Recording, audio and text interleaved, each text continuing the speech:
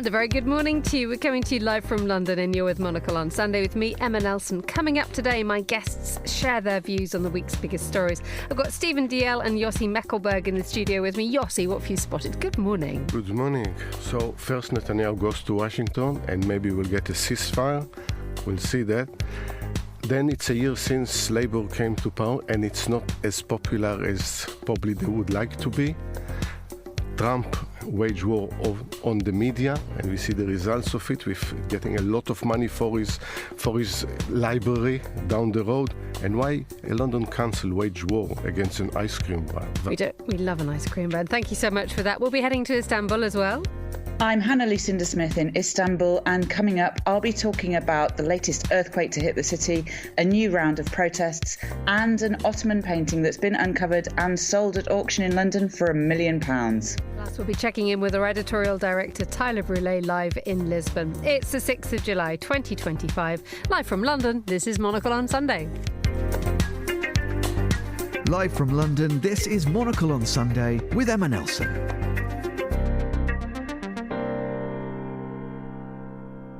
And the warmest of welcomes to Yossi Mekelberg and also to Dalziel. Good morning, gentlemen. Stephen, how's your week been? You've been erudite and filling the brain with good stuff. I have, as well as learning much while sitting at my laptop. I got away for a whole day and went to 3 seminars in one day to discuss the British Defence Review, China-Russia relations, and a wonderful new book by 2 brilliant Russian journalists called Andrei Soldatov and Irina Baragan, called Our Dear Friends in Moscow, looking back at the people they worked with 25 years ago who now support Putin, whereas they're living in exile over here. And how much overlap was there from each seminar?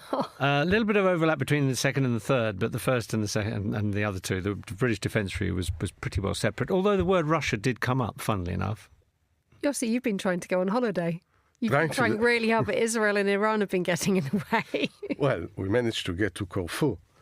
Well, and after 22 months of not taking holiday for obvious reasons, and then 2 days into that, I get a text message from a friend in the US. And it says, "Oh my God," and an emoji. So I go straight to the news and said that Israel struck Iran. So it was a mixed kind of fortunes between beautiful Corfu and Paxos mainly, and talking about Israel and Iran. There were warnings from Mrs. Mekelberg, weren't there? There were, yes. That was not the aim of talking to journalists about nuclear reactors. But we managed to go through this and combine nicely. And did you have to do any television appearances? Because last week we had Guy Delaunay who threatened to be on the radio in a swimming pool. But I would imagine that was a nice shirt worn, or was a nice shirt taken? Luckily, I had one linen short sleeve shirt that was almost presentable. But there some of the TV media outlets are kind enough to say, "We are for your analysis, not for your looks." Oh, really? Is that what they say now? I really hope that the analysis is way better than the looks. See, that's a funny thing. I think I'm going to bring in our editorial director, Tyler Brûlé, on this one. Are you sunning yourself on your balcony this morning, Tyler? Good morning. Good morning, Emma. Not tanning myself on the balcony, but certainly listening in. I do believe that if you're on television, wonderful that, of course, you can deliver fantastic analysis, but it is TV. It's not radio. I don't really mind what everyone's wearing around the table this morning in London or elsewhere, but I think this is the role of the producers. I think it I believe it reflects the credibility of course, the people who want to do they care not just about what they're saying, but also their overall presentation. And I think we've entered into this world, Emma, you and I have discussed this many times, where, of course, people used to come into studio properly for radio, certainly for television as well, but now it's very easy to just, and of course less expensive, to just book people from their kitchen table or from what is supposed to be a home office. And then as much as one, of course, should worry about what someone's wearing, it's what's happening in the background. And that's always the most distracting thing, because you might, of course, be listening to, of course, a wonderful narrative about what might have happened in the Middle East. but you're too concerned about the tchotchkes on the shelf in the background because they're so distracting. I know you've got some views on this as well. Tons and tons. I think the trouble is, Yossi, I think you've dragged yourself into catastrophe, because apparently 80% of our brain's reaction on the television is to what you look like. And so you might be the cleverest person in the world, but actually only about 10% of our thoughts are actually concentrating, and everybody's looking at your back shelf, or whether actually you're by the pool. You'll be surprised, because this goes exactly what I said. I arrange my office in a way that there is the camera that, then I can always broadcast in the same direction, but I have a plant there. And I get so many comments about the plant behind me, more than many times what I say. Tyler, you wanted to say something about Yossi's plant. Of course, because people are going to think, is it overwatered? Is it underwatered? Exactly. Yossi been pruning it? No, listen, it all makes sense. Just better to make your way down to the studio. But listen, and as we know, I was watching Sky News last night as well, right. And they've done something new now overnight, where I think the presenters who are on Sky at some point after, I don't know, maybe midnight or maybe 11 o'clock UK time, they go to more of a newsroom setup. They're not in that glass box anymore. Right. But then again, there's something so distracting in the newsroom. Of course, there's all of the fixings of a normal newsroom, a wall of monitors. There's not a lot of action of people walking back and forth hurriedly in the newsroom at that time. But they've got these gold. They look like sort of gold brooches on the wall. They're up to the upper right-hand side of the presenter. And I again, more time thinking, I have no idea what this is in the newsroom. Doesn't make sense. Don't know why you'd have gold medallions, brooches of some scale on the wall. Anyway, Emma, if you're up late tonight, or all of our listeners, you might have a view as to what these things are. Because I have no idea. They don't speak like someone a bit sort of, crazy in the decorating department in the newsroom. Not needed. It's quite nice just to have the newsroom as it is, although I did once read the news and a woman started to hoover behind me in a glass wall. It was absolutely heavenly. It was wonderful. It was great fun. Stephen, you have a view on this one? Yeah, I was doing some media training a few years ago for a very distinguished young woman who was very, very well known in her country. This was fortunately, it was just media training, but she came in looking and probably wearing $1 million. And one of the first things, and she was used to being terribly well spoken to and everything, and the first thing I did was I leant forward and I knocked her long dangly earrings, and I said, "You can't wear these." And she, why not? I said, because every time you move your head even slightly, they swing, and no one will be listening to what you're saying. They'll just be saying, "Where are her earrings going next?" She listened. Yossi, I take it there was no dangly earrings on your part this morning. No. They don't fit under the headphones anyway. Tyler, how are you? What's happening in Lisbon this morning?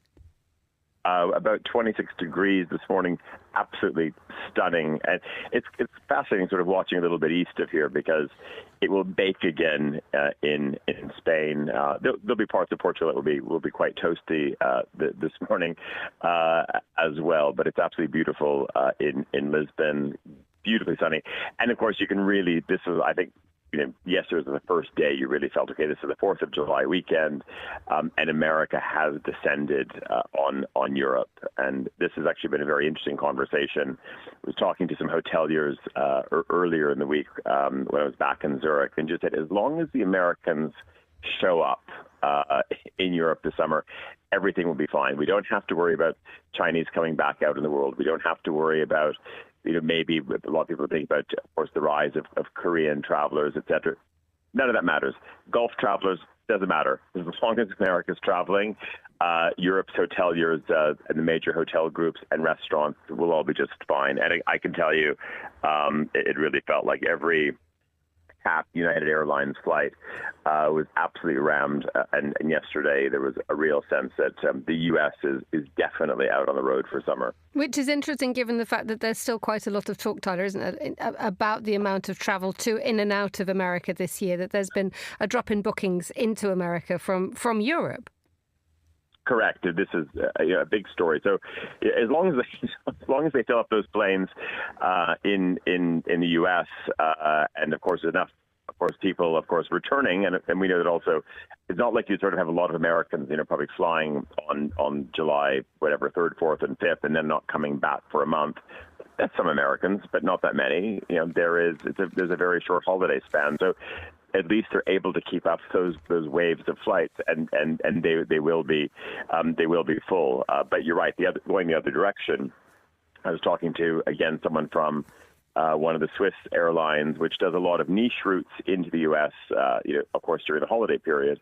And numbers, really aren't great. I was talking to someone from Air Canada and saying, they were sort of thinking, well, maybe a lot of people who want sort of, a version of North America, but they don't want to fly to the United States right now, potentially. They'll fly through Canada, but I think also people just think, North America, forget it, not really worth it. I'm going to explore more of Norway this summer. I'm going to stay within my own borders and see a bit more of Austria. And that is, I think that's really a challenge, particularly for the European carriers. And listen, you could say also probably some American airlines as well, who were hoping that you'd have more Europeans who want to fly out to Denver, rent a camper van, make their way westward, head up the California coast. That's not happening in the numbers that it has in the past. What about the European market? I mean, just anecdotally, I was in a major gallery in London, taking shelter from the heat actually this week, and everybody in the gallery was either Italian or Spanish. So there's a sense that the Italians, that Europe is on the move already for its summer holidays. Yeah, and listen, it's going to be a bit of, as it always is, but maybe even more so. A bit of a battle. Who's going to sort of win on the city's front? I felt in London this week. It felt very vibrant, buzzy, and alive. There's a tale of, I don't know, maybe it's 3 conversations in London. There's the conversation about, of course, obviously high income, earners who are, of course, fleeing, and the sort of the flight out of London is one conversation, and that's people going one way and deciding that they want to live in Madrid, or they want to come to Lisbon, or they want to be in Milan, and Switzerland, of course. These are the cities that seem to be winning. But then there's the other side of just people who just want to go to London. There's so much to see, great exhibitions on, and of course there is sort of a vibrancy in many pockets of London, which is very different than, of course, what you hear and see elsewhere. I'm also fascinated to see again. Normally, you have Brits, of course, flying across the Atlantic. People love to go to the United States.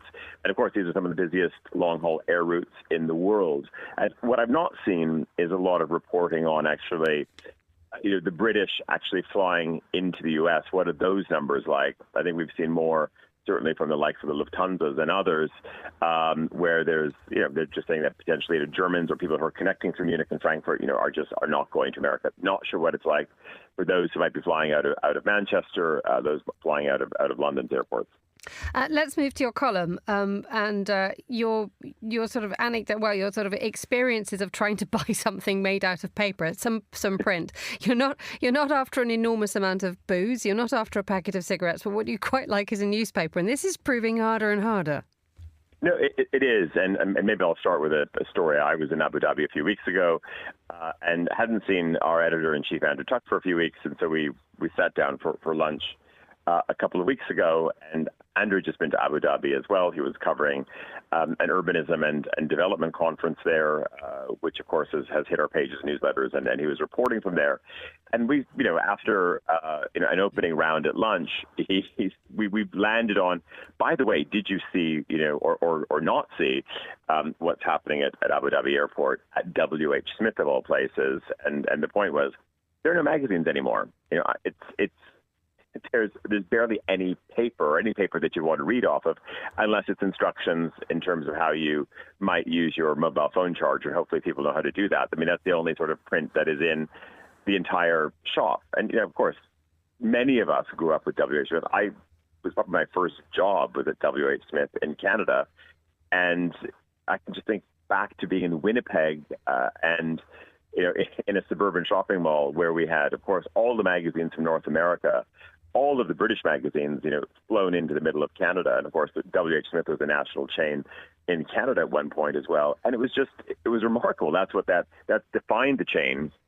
Of course, we know that businesses need to evolve, but I'm wondering in an airport where there's so many other people who are offering neck pillows, mobile phone chargers, those large, Stanley sippy cups, which no adult should be carrying around.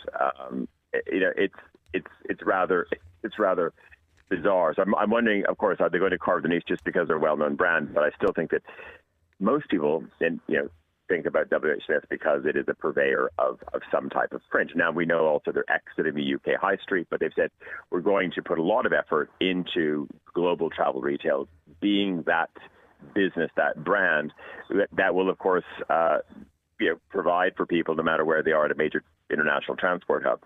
And I always feel that's already crowded space a bit when it comes to the things that travelers need. Why not sort of focus on potentially having a little bit of print? But anyway, all you could buy were books on the ruling family in the UAE.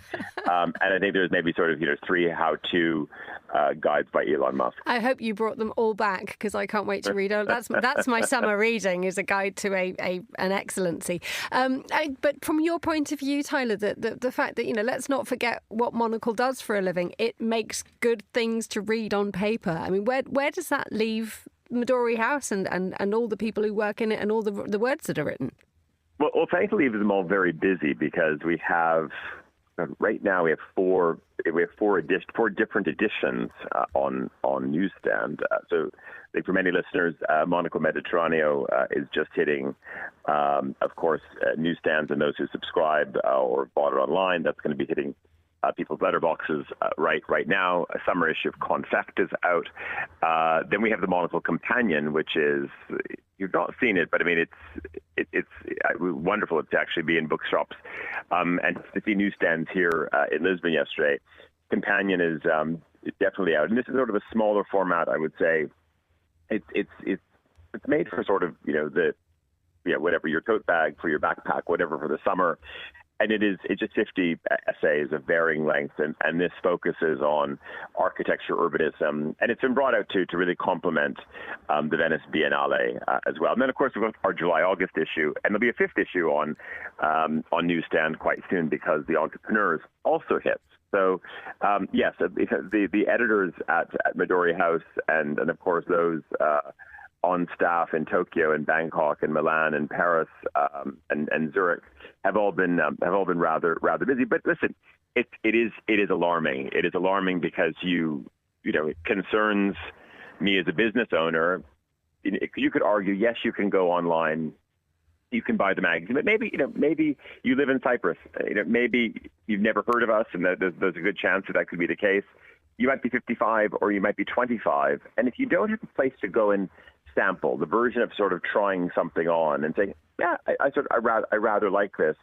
I do wonder whether for the 15 euros, are you going to go to the trouble to just sample and buy that first edition, or are you really sort of going to jump in as well and subscribe for 200 if you've never sampled it? And that's the importance. That's the beauty of a wonderful newsstand that you're able to jump in and of course decide if this magazine is for me. Will I go back every month or twice a year, depending on what the frequency is? And that's a challenge not just for us as publishers, but for many others. And indeed, it's a challenge for cities too. I mean, you wanted to tell us about a little newsstand in Comporta that Monocle has just sponsored. It requires external support now to get things going.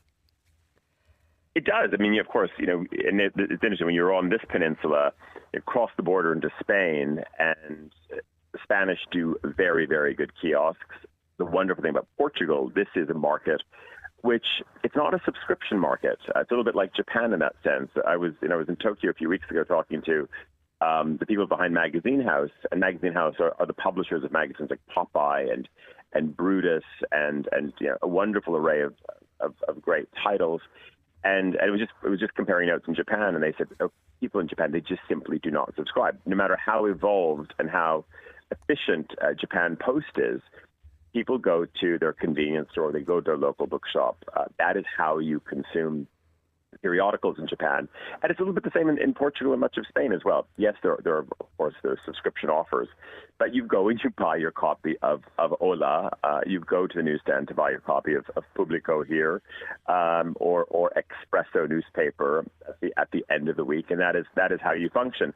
Nevertheless, in Spain, I think a lot of kiosks, they rely on the revenues and the sponsorship that Ola brings them when they probably renew every year. And of course, you go around all of Spain and you see that many of the good kiosks are sponsored by Hola magazine. So we've just done the same thing here down in Comporta, of course, wonderful seaside resort. There's a lovely little newsstand called Imperial. And of course, it's one of those lovely newsstands, Emma, that you would like, because if you want, of course, various types of sun cream, if you want to get the FT weekend, if you want to buy the Frankfurter Allgemeine, if you want to buy coat suit from France, they have all of it. It's a newsstand that is made for the beach. If you want even a blow-up flamingo mattress as well to float out to the Azores in, if you hit the wrong tide, they've got that as well. And again, it's like we've now sponsored their new awning for the season. Well, hopefully many seasons. I think the next we sign a 3-year contract with them. That this is now the Imperial Newsstand brought to you by Monocle. Great advertising for us, but also, hey, listen, the margins are not very high, so it's also a way for us to, of course, contribute and make sure that there's some vitality in the coffers of the newsstand operator. Tyler Brûlé in Lisbon, thank you so much. Floating off on your blow-up flamingo. A pleasure to have you on the programme. It's 9:21 here in London. Well, I've floated around on a blow-up donut. I don't know about you. They are terrible at those blow-up things, but they're rather irresistible too. I can resist. I can resist beaches. I hate the beach. Ever since, apparently, I learned to walk on a beach. Right. And whether that had a deep and strong significance, I don't know. But ever since I was a small child, I hate going to the beach. Right. And to my mind, it's just a complete waste of time. I mean, okay, you take a good book with you, but lie under an umbrella. But no, I don't mind swimming. I like swimming. I like swimming in the sea. But just lying on a beach or playing around. Oh, the glorious contemplation of sun and eternity. You clearly are, right. No one's going on holiday with Stephen. How about you? Are you a beach? I'm just knocked sideways by someone who can't see the joys of looking out to sea and thinking how nice it is. What about you, Yossi? Are you now falling into line with Stephen and I'm on my own here? No, and I tell you, well, I didn't have a choice because I grew up 15 minutes away from the beach. Just that. So it means that, especially sometimes from March all the way to October, this would be Saturday with the family, putting a tent on the beach and paddleboarding, playing rackets, which is called matkot in it's probably not even in proper Hebrew. So playing all day like this. So this was summer. So yes, it's almost in the DNA. And one of the only thing I miss living in London. It's not even sitting on the beach, just listen to the sea. So I'm a fan. Did you ever get bored of the beach? No. Well, it's amazing, isn't it? I can go and stare forever. There is always something. It's people, it's fish, it's airplanes coming. It's the guy that when I was a child go and scream, ice cream. I can still hear it all these years later. So no, I never. And of course, taking a book and having a cold drink, Has he persuaded you? I can see there's blank stares from Stephen here. No? My wife and I travel a lot at the moment, and we take advantage, for example, to go for a long weekend. We've been in Lisbon, funnily enough, earlier this year, and in Paris. We did actually have some time with sea views in California as we were driving down the coast, but we didn't stop on a beach. We saw the redwood trees, and then we spent some time in San Francisco. I would far rather go to a city I haven't been to, or indeed some I've been to before, like Berlin, which I'm always delighted to go back to, and see life there and see exhibitions and museums and so on. There's no requirement for a body of water somewhere, because I'm just sort of quickly thinking about what I do. There has to be a body of water somewhere. Well, almost all capital cities in Europe are on a river. Sometimes quite large rivers. Sometimes. Are you going to be swimming in the Seine? I'm not going to be swimming in it, no. But, no, although apparently they are now for the first time in 100 years. They are. No, my idea of a holiday is more cultural, shall we say. Recently we were in Riga, and we fell in love with the Art Nouveau buildings. 700 Art Nouveau buildings in Riga, more than any other city in Europe. That's my idea of a holiday. You've been showing us all up because Stephen, I think, is showing us all the values of cultural improvement of holidays. Whereas I think Yossi and I just want to go and stare at our toes in the sand. We can mix it sometimes, the places to do a bit of this and a bit of the other. What I always worry when I see, especially Europeans coming to these hot places, and they look, I know that they will cry at night because the way they don't put any sunscreen and like being completely oblivious. Lobsters, yeah. Yeah, complete lobsters. Well, what we need is some of those newsstands that Tyler was talking about, where you can buy your Frankfurter Allgemeine and a bottle of Ombre Solaire. At 25 minutes past 9, we've spent the first half hour of the programme, and we haven't even talked about what's happening in the news. Who wants to kick off first? So both. Right, what you don't know is, if you're listening to this, is that both have just pointed at each other, which I don't know what that means. Either they're being gentlemen or they don't want to be on the radio. Who wants to go first? Go on, you can race. I'm going to sit back and just watch this happen. Well, I'll talk Thanks, Russia Stephen. then. Sadly, so this will really bring us up at the start.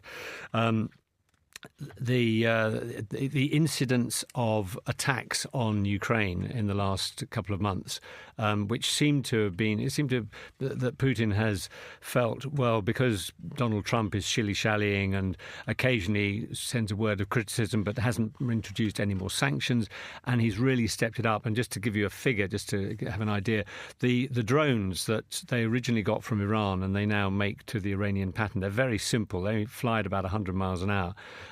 Compared to over 7,000 miles an hour for a hypersonic missile. But they chug along. And last year, 2024, Russia was averaging about 350 of these a month being fired at Ukraine. In June alone, they sent 5,500. There's a really serious stepping up, and it comes at a time, of course, at the end of a week where we've heard the Americans saying that they're suspending, not cancelling, but suspending delivery of items such as anti-air defences, the Patriot missiles. America doesn't actually need too many on its own soil, because who's going to be attacking America by air in the near future? No one. No one knows. Just bear in mind, no one knows what the world is going to be doing. What we just got at the moment is in the last 6 hours, Russia is shooting down Ukrainian drones heading for Moscow. That means that Moscow airport has been halting flights to get things in. So there is that real sense now that when you look at what the Ukrainians are doing, they are severely disrupting Russian everyday life now in a way that I think they weren't doing about 6 to 8 months ago. No, indeed. And of course, there was the incident about a month or so ago where they incredible planning of sending these drones in on lorries in what looked like mobile homes, and then at a given signal launching attacks on Russian airfields in the Far East, in Siberia and European parts of European Russia. I mean, that was an incredible military operation. And then the Russians have the cheek to turn around and say, we must retaliate for this outrageous act of terrorism.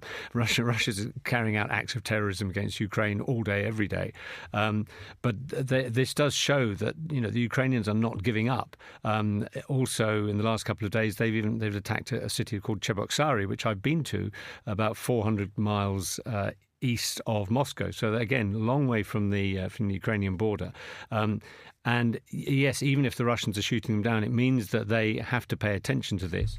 And the war rumbles on very sadly. The front line, Russia's claiming a few gains, but that's like the First World War. But the worst thing of all is these attacks on cities. I mean, these are war crimes. It's a war crime to attack civilians in a war, according to the Geneva Convention. And Russia is doing it every day and increasingly. It's an horrific story. This is all in a wider context of Donald Trump, isn't it? That everything sort of seems to lead to him at the moment, and will do, I imagine, for the next few years or so. But when you see that Donald Trump is asked on Air Force One on Friday whether he can stop the war in Ukraine, he just goes, I don't know. I don't know if I can actually stop the fighting. I don't know if this is going to happen. And this is a wider issue, isn't it? That Donald Trump is not getting anywhere with Vladimir Putin. And we have a bigger issue. We know how to start wars. We don't know how to end wars. And there is never an exit plan. So you dig deeper and deeper. And there is, as you say, so they retaliate for that first, so that tit for tat can go forever. And drones are relatively cheap to make. They are available. Someone will always sell you. They are lethal. And we also we shouldn't get used to the fact that we go back to civilians, are part of a war. And there is no outrage, it should be outrage, that night after night, day after day, civilians are attacked and killed and maimed. And this is for 3.5 years, and it's still going on. And there is no mechanism in the international arena to stop it. And in this case, you have a permanent member of the Security Council that can veto every decision, actually committing these crimes. And I think this is part of Trump's learning curve. You can't stop war in 24 hours, and apparently not even 6 months. But what he does, he gets bored very quickly when you need more attention to this and to look for alternative ways. If he can get instant gratification, he leaves it alone, which is the opposite of what we need. You're listening to Monocle on Sunday with me, Emma Nelson. Joining me in the studio, Stephen Dalziel and Yossi Mekelberg. And let's head to Istanbul now to join our correspondent, Lucinda Smith. Good morning, Hannah. How are you where you are? Yeah, very good. It's been a busy news week here, as everywhere. What have you been up to? So, first of all, there were protests at the start of this week about a caricature magazine, a satirical magazine called Le Man. It's one of the few remaining satirical magazines here in Turkey. Most of them have been shut down over the past decade for offending in one way or another President Erdogan or his politics. This time, Le Man's got into trouble because they published a cartoon showing an angel called Muhammad. This is what they say: an angel called Muhammad shaking the hand of an angel called Moses, or Musa in Turkish, over the rubble of what appears to be Iran. Now, this sparked huge protests from radical Islamist groups who said that it was a cartoon of the Prophet Muhammad. Of course, this is something which all across the world has caused anger whenever it happens. What the magazine said, it wasn't necessarily the Prophet, it was a guy called Muhammad. I think personally that's a little bit of a cop-out. It was quite clear what they wanted to say. And it's attracted condemnation from top politicians, including Erdogan himself. But the difficulty that you face with this is that if you start to publish a cartoon of Muhammad, you are going to get into an enormous amount of trouble. Well, this is what a lot of people here in Turkey say. I have to say, there's also a surprising number of people here in Turkey who are defending the magazine and its cartoonists, who, by the way, have been arrested almost inevitably. They've been taken into custody. The fact is, most people who are, complaining about this cartoon haven't actually looked at it. I have. It's not offensive. It's actually making quite a good point. I think there's something to say if you're sort of going out of your way to offend their religion. That's definitely not the case here. The protests were very violent. The protesters were, some of them were from a banned Islamist group. The police actually, quite rare for when it's a protest that President Erdogan agrees with, actually clamped down on those protesters. And they were trying to, attack the office and get into the office. The question here is this the fault of cartoonists who are exercising what they would say is a right to freedom of speech, or is it the fault of people who have such a violent reaction? Let's talk about a more widespread crackdown on the main opposition party. I mean, the mayor of Istanbul is still in prison, isn't he? He is, and he has been for 100 days this week. There were, again, some protests outside Saraçhane, the Istanbul City Hall. But more seriously, there's also been a new wave of crackdowns on other municipalities run by the CHP, Imamoglu's party. First of all, in Izmir. Izmir is an absolute bastion of the CHP. It's a coastal city. It's a very, very liberal city. It's one of those cities which never goes out of CHP hands. As long as you can remember, it's been with the CHP. More than 150 arrest warrants issued this week against people working for that municipality and the former mayor, Tunç Soyer, who's been taken into custody. The allegations are the same. There are allegations of misuse of public funds, of corruption in terms of tenders, in terms of things like contracts for hire cars. The CHP, of course, is saying that, no, this is actually a politicised decision, that it's about clamping down on the opposition party. And then yesterday there was news that two more municipalities, Adana and Antalya, also operations started in those. I think what we're seeing here really is a repeat of what happened against the Kurdish party, the HDP, back in 2019. Back then there were similar operations against HDP-run municipalities, and almost all of them were taken out of the hands of that party. And eventually the party was closed down, reopened in a different form. And I think what we're seeing here is the start of a similar kind of widespread operation against the CHP. How successful is the government's crackdown on the opposition party? Is it doing the job of actually making it more unpopular and less widely supported? Or is it just drawing attention to their existence? So I think it's a bit of both. These things, I mean, I think most people in Turkey know that this is politicised, even if there is some suspicion that there is, corruption in the municipalities. Corruption is widespread in this country. It's not outside the realms of possibility that there have been corrupt tenders. But I think, most people can see that this is politicised. On the other hand, it's kind of job done for Erdogan, because particularly with the arrest of Imamoglu, he's successfully taken out pretty much the only serious challenger that he had. Imamoglu had just been, in fact, just after he was detained, was announced as the CHP's candidate for upcoming presidential elections. He was going to be the man who was going to stand against Erdogan. And he was a man who feasibly could have beaten Erdogan quite comfortably. He's kind of cut from the same cloth. He's a very bombastic speaker. He's from the Black Sea.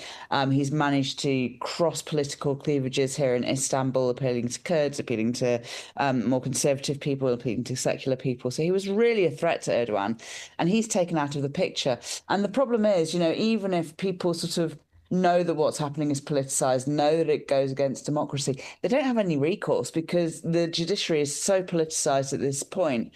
Where do you go if you want to fight back against this? Finally, let's talk about Istanbul's oldest building.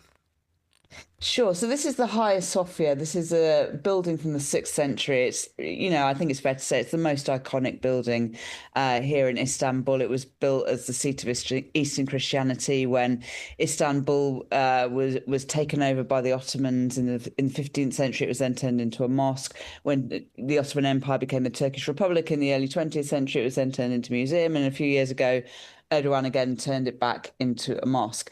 Now, the Hagia Sophia has obviously stood through many, many seismic events here in Istanbul. We sit right on the fault line. In fact, actually, I'm getting that wrong. It hasn't stood. It's collapsed and been rebuilt several times over the centuries. I think people don't actually realise. In the first few centuries that it stood, it collapsed quite often. But it's been in its present form since the 16th century. But not unreasonably, experts are worried that if a big earthquake should come to Istanbul, then that building might be at risk. So engineers are now doing modelling, looking at its domes, and taking steps to reinforce them to make sure that doesn't happen. It's one of those things. So how quickly will Turkey get this done? Because when you look at countries around the world that have their cherished and prized pieces of architecture, some reinforce them beautifully, some reinforce them quickly, and some take an eternity to get their act together. Where does Istanbul sit on this one? Well, listen, I think, I'm not saying that Turkey is perfect in all it does in its infrastructure projects. It's certainly not. But I think when it comes to the Hagia Sophia, it's such an important monument, for everyone, really. It's a symbol of the city. It's a massive tourism draw.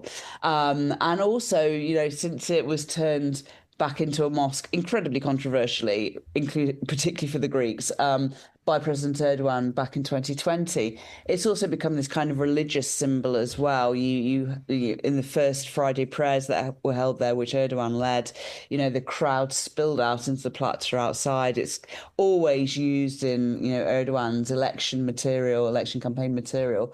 So I think, this is a sort of matter of importance on several levels. Hannah Lucinda Smith in Istanbul, thank you for joining us and enjoy the rest of your weekend. You're listening to Monocle on Sunday with me, Emma Nelson, in the studio, Stephen Dalziel and Yossi Mekelberg.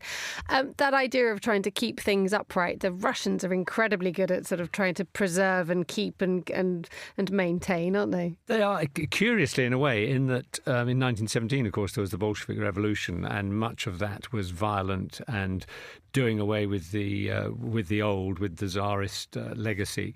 But one thing that the Bolsheviks did realise, that they had some amazing buildings, they had treasures which should become owned by the people. people. I mean, there was some destruction, but the Winter Palace in St. Petersburg, the Kremlin itself in Moscow, and St. Basil's Cathedral just outside it. They've and smaller places like Novgorod, for example, the city of Novgorod, which still has its old, largely wooden Kremlin, wooden and stone Kremlin. So the Russians have. That's one thing I will give them credit for. They have preserved their history pretty well. Thank you for that. Yossi, what have you spotted in the papers? Well, I'm going to be cheeky and ask you on air to move a little bit closer to the microphone. You've got wonderful words, but we're not all hearing them. Thank you. Thanks. One of the things that I looked at the New York Times about Netanyahu's visit to Washington tomorrow. It's a crucial one. We all assume, but we shouldn't when it comes to Netanyahu and Trump, that might be a declaration of a ceasefire. It's more truth than a permanent ceasefire, but it will be better than none. And according to that, it will be up to 60 days. We'll see the release of the hostages. Unfortunately, again, in a staggered way, release of prisoners and negotiation on a permanent ceasefire. But we see already other voices in the Israeli government that might leave the government if this happens. Hamas says we are positive about the proposal, but at the end of the day, we want a permanent end to this war.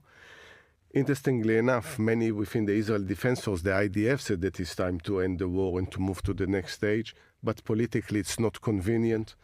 So that's the question, can Trump pull this one out? And until we'll see both Trump and Netanyahu leave the room and meet the press, we'll have to hold our breath saying, what's happening next? We'll be talking about this a little bit on The Globalist tomorrow on Monocle Radio. One of the things that is interesting now is the balance of power, because obviously the United States' involvement in the bombing of Iranian targets has obviously dragged it into a sort of a cheek by a jowl relationship with Israel, which is stronger than ever.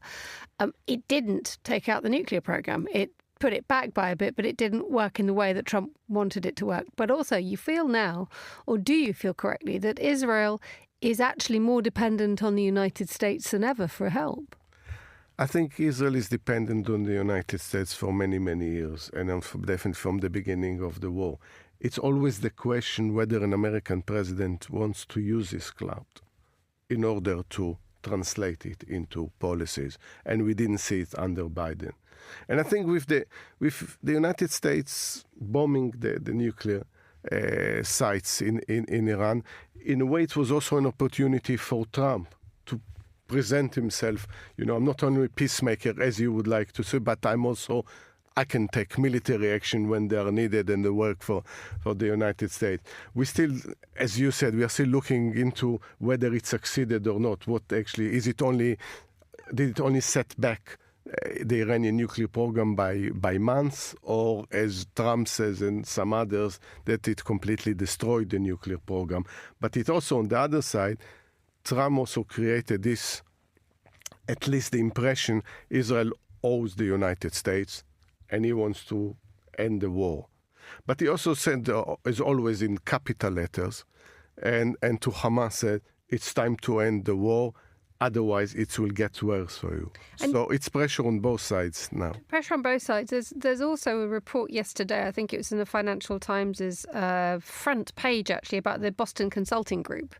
I don't know if you read this, but it is a consulting firm, and it modelled the costs of relocating Palestinians from Gaza and entered, I'm quoting directly here, and entered into a multi-million-dollar contract to help launch an aid scheme, which turned out being the Gaza Humanitarian Foundation, which has got massive problems. Just looking at the wider context of the US and Israel, and turning our attention to Gaza now, not just to Iran, the involvement in an international consulting group in examining what could be Donald Trump's bidding is a big development, isn't it? Yeah. The fact that you have a modelling that says that it will cost, I think, $9,000 per person in Gaza to move to another country. My worry, and I think I said it in this studio many times, that we normalize actually the conversation about removing 2.1 million people from Gaza. And when talk about voluntary migration, it's never in history a voluntary migration. I mean, if thousands of people, I won't blame anyone from Gaza, said, I don't want to live the way that Gaza is right now. I'd rather live anywhere else. It's hell on earth. But they don't talk in really voluntary. It will be governments will volunteer the people, basically force them out of Gaza. And that is a danger. When we start normalizing this kind of behavior, we might see it also there. Might follow in the West Bank, annexation of both, and who knows? It might become part of the conversation internationally. That if a group of people are inconvenient, we just removing them. This normalisation has become an enormous problem for the news media, insofar as since February 2022, Russia's full-scale invasion of Ukraine, the conflict in Ukraine has become normalised, and when a residential building is struck or a civilian is killed in Kyiv, that is a normalised part of news now. And what is happening in Gaza is, dare I say it, being normalised because the Iran situation has overtaken it. And the pictures that we don't see coming out of Gaza, that is the big problem, isn't it, Yossi? I'll come to you in a minute on Ukraine, Stephen, but just touching on those, the fact that mainstream media cannot get into Gaza, it means that idea of moving people or them migrating or the hell on earth that they are experiencing becomes a normalised part of narrative, but we don't actually get to see what's going on. Or less and less, 57,000 people killed, so many maimed, injured, the destruction, hunger, humanitarian aid. People actually killed while they are queuing to get some food. And we don't, and then as the war, 3.5 years into the war in Ukraine, people have the kind of the fatigue of this. That shouldn't be the case. Then it moves to Gaza. You have cases in Sudan and in other places. Because there is almost a saturation of this kind of bad news. And I think sometimes people, for their own survival, said, that's as much as we can take.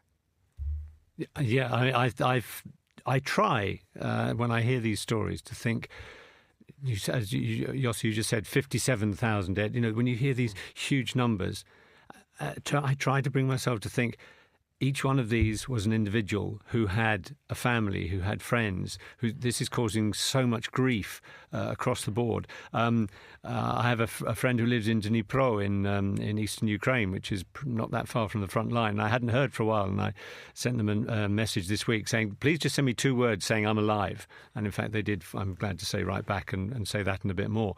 But it is so depersonalizing, and I just wonder whether it's social media, whether it's the 24-hour news cycle, whether it's that life is so hectic these days, the COVID pandemic, which I still don't think we've got over in many ways. I think it's having an effect on societies. We're each of us in our own little cocoon, our own little bubble, however many friends we've got, but we hear these things, and there's so much of it now. I mean, we're in such a crazy world. 30 years ago, I would never have believed that we could be in this situation now with Putin, with Trump, with others, and with so many wars now going on. I mean, we have a sign in the back of our car saying "Stop the War," which I put up in February 2022. And if it weren't for the Ukrainian flag, people might say, "Well, which one? Which one are you talking about?" It is horrific, and there is no simple answer. I know, I may sound like a voice crying in the wilderness, but I accept. This is not going to be easy to change. People's attention span is small, and they don't think, they hear so many deaths. Okay, perhaps something that, as we saw in America this weekend, where there was this flash flooding in Texas, and it was 27. Now they're saying up to 50 people have probably been killed. When it's a smaller number, that might make people sit up and take notice and actually say, oh, isn't that terrible? When we had the terrible murder of 3 girls in Britain last summer, that really grabbed people's attention. Oh, my God, isn't this terrible? And it was a terrorist act, and these 3 little girls, their lives were taken. That makes people sit up and take notice. But when it's 57,000 people in Gaza, unfortunately, people find it incapable of reacting in a humane way. That's why it's so important to look at individuals. It just reminded me, exactly a year ago, I was in Hiroshima. And I met a survivor, 90-something years old survivor. And it was a workshop about nuclear and going to the museum in Hiroshima and see the photos of people, what they suffer, the killing and the stories, and listen to the stories. It makes all the difference, because then it's not only, it's 57 in Gaza, 57,000 tragedies, personal tragedies, and then you get it. It's a thing called the identifiable victim, isn't it? Yeah. It's when Save the Children did an experiment a few years ago where they sort of told I'm trying to remember this off the top of my head, so forgive me, Save the Children, if I'm getting this wrong, but they told everybody about the great work that they did, and that was fine. And then they told another group of people about a 7-year-old girl or an individual, a child, and then they worked out who was actually going to give them, who you would give your money to. Would you give the broad brush stroke by Save the Children or the identifiable victim? And of course the identifiable victim would get it. It's just incredibly difficult when you have so many identifiable victims now, and you have countless pictures of people, just looking at the New York Times today, there's images of hundreds of people grieving for loved ones who've been shot, who've been killed, who've been targeted, who've died in Gaza. And you just do sort of blank it out a bit, don't you? Yeah, and the trauma that these kids, so many orphans, so many that, their siblings were killed. They live for the rest of their life with this trauma. What conclusion reach? Some of them might be radicalized. Some will actually that the only way forward, and that's what I hope, will a process of understanding the only way forward is peace. But this is suffering that doesn't stop. Even those who actually survive this, they will live it for the rest of their lives. I heard something recently. There's a writer, comedian, poet called Henry Normal, British, and he at times can be very, very funny and at times can be incredibly moving. And he said, discussing this very thing, it was on a radio program, and he said, I saw this on television and someone was holding a banner and it said, "Save the children." And he said, and I just thought, yeah, okay. And he said, then I saw a bit closer someone with a banner saying, "Save our children." And he said that one change of word really brought it home. Suddenly it's not just something abstract, it's personal. And he said that was a way that really grabbed him. Let's move on to domestic issues here in the United Kingdom. It's the first anniversary of Labour coming back to power after more than a decade in the political wilderness. Everybody thought that things would get better, but it appears that all those polls and all those surveys, which we do love to follow, are saying that actually Sir Keir Starmer and gang are not doing a good job of things. Yossi, you picked this one up, didn't you? Yeah, and it's been a tough year for Labour, and definitely a very tough week this week. But I think part of it is our faults, not only the politicians, because we are looking for quick fixes. And there are no quick fixes. The other thing is, yes, the politician, when they campaign, they promise things that they can't deliver. And I think the case of Labour is not having a broad enough vision. A real Labour vision after 14 years of Conservative, to have a vision which is diametrically opposite of what we experience. So, for instance, like with Europe, and also even kind of novices' mistakes, whether it's the winter fuel. But one thing that I also said that people blame, and that's why I think Keir Starmer should be exonerated. He blamed many times of U-turns.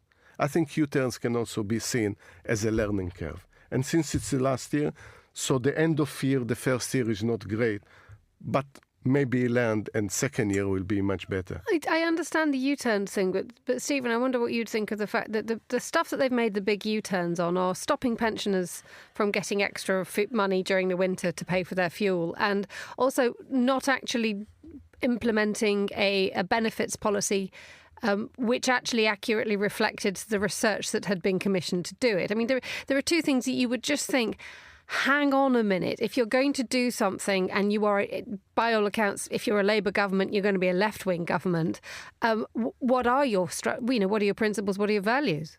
Yeah, I find it rather depressing. I didn't vote for this government. I certainly didn't vote for the last one either.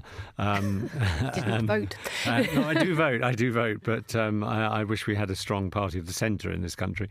The Conservatives go ever more right-wing and now be turning into Reform. And, the Labour Party, I expected something left-wing. And, yeah, I mean, I find, the winter fuel payments, I find, yes, it needed changing. There were wealthy people who over the pensionable age who didn't actually need to get winter fuel payments, and they made a hash of it. They, instead of just stopping it for everyone, they could have made it much more refined. I think they've come in with a sledgehammer to crack nuts when they could have been more delicate. Yes, I agree. I like the idea of a U-turn is actually that takes courage. It takes courage to say, oh, hold your hands up and say, actually, we've made a mistake. OK, we're going to put it right. The trouble is, the three have happened in quick succession. And so they are looking weak. But it is, as Yossi said, it's just the end of the first year of what should be a 5-year term. They still have time, I think, to turn it round, because if they do manage to do things better by this time next year, never mind in 5 years' time or 4 years' time, rather, when the next election will be due, people will have forgotten this. I think these are things that will have been forgotten if life has improved and if they've got a few things right. I mean, they have an enormous task. They were left in a hell of a situation by the the Conservative government for 14 years that made a real mess of things. The Conservatives cut back the police force. The Conservatives cut back the size of the armed forces. The Conservatives enriched their own friends. They made such a hash of it that there was a real mess to come into. But the Labour Party, they've got this chance now to turn things around. But they have to be shown to be spending more money on healthcare, more money on defence, more money on social care. It's a very, very difficult circle to square. We have 1.5 minutes to talk about ice cream vans. Yossi. So, yes, there is this ice cream van in southeast in Greenwich. Okay, if we don't know, so if you're not British, you won't know what an ice cream van is. It's so the one it's a van that sells ice cream, right? You probably can explain it better than me. Van arrives, brightly coloured, lots of music, hatch opens, bad ice cream is dispatched. Perfect. Instantly. So so wonderful. And we have Pavlovian reaction to that. We hear the music of the van and everyone think, and it's called 99p, although it's cost now £4 or £5. What? Yes, but so this is very popular apparently in Greenwich. According to the council, is causing some disturbance. Greenwich is quite posh. Greenwich is quite a posh southeastern bit of London, so I don't know whether they're too posh for ice creams in Greenwich. I just think that someone in the council decided it is for health and safety, but it's people queuing there, it might cause some accident. So instead of actually putting it in an orderly way, you can always find a way. Just decided to a father and a son that actually this is their business. And it's become a legal issue instead of just solving it, as if London doesn't have bigger issues than this specific ice cream. Children loves this. Everyone loves this van, whether they like the ice cream, it's the best ice creams or not. So just let it. It's definitely something from my youth. I think maybe I'm being a little unkind, but as you say, it's rather a posh area. They think, well, nowadays, you don't need to send your child out with its equivalent of sixpence to buy an ice cream. No, you just order it to be delivered by Waitrose. Or Uber Eats and Deliveroo. I think you might have a dreadfully accurate point there. Thank you so much for joining us in the studio, Stephen Dalziel and Yossi Mekelberg. And thanks too to my guests online, Hannah, Lucinda Smith and Tyler Brûlé. The programme was produced by Desiree Banley and myself, and our studio engineer was Flynn Simons. Up next, some more music, and Monocle on Sunday's back at the same time next week. But for now, from me, Emma Nelson, goodbye, thanks for listening, and enjoy the rest of your weekend, whether you have an ice cream or not.